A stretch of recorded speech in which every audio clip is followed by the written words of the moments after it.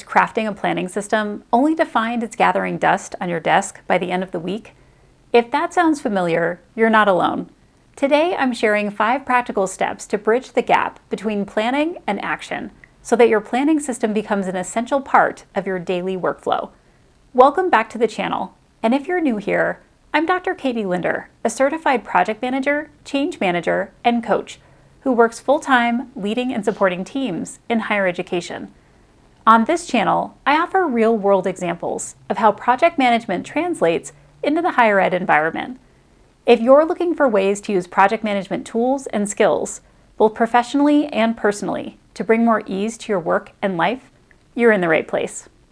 One of the biggest challenges I've seen for integrating a planning system into your daily workflow is alignment. Your system needs to reflect your actual priorities.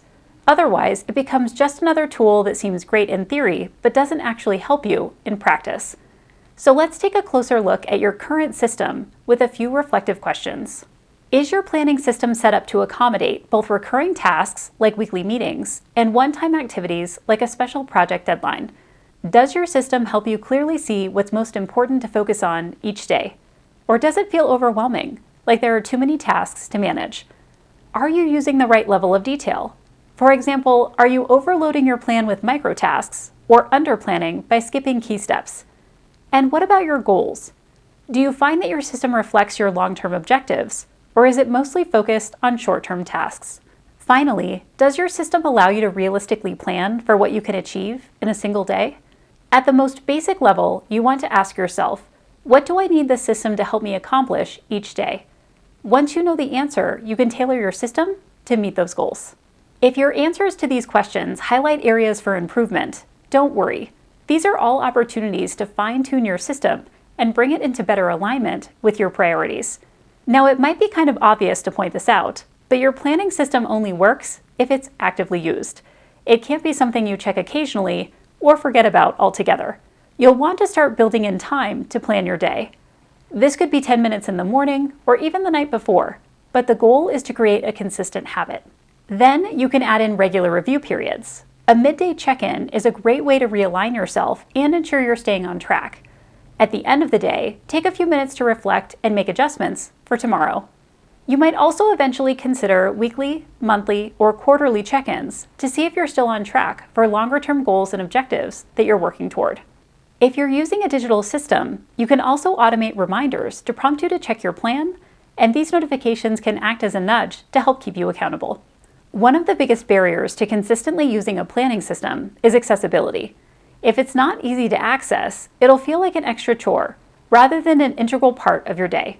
For physical planners, keep it open and in your line of sight, like on your desk or wherever you work.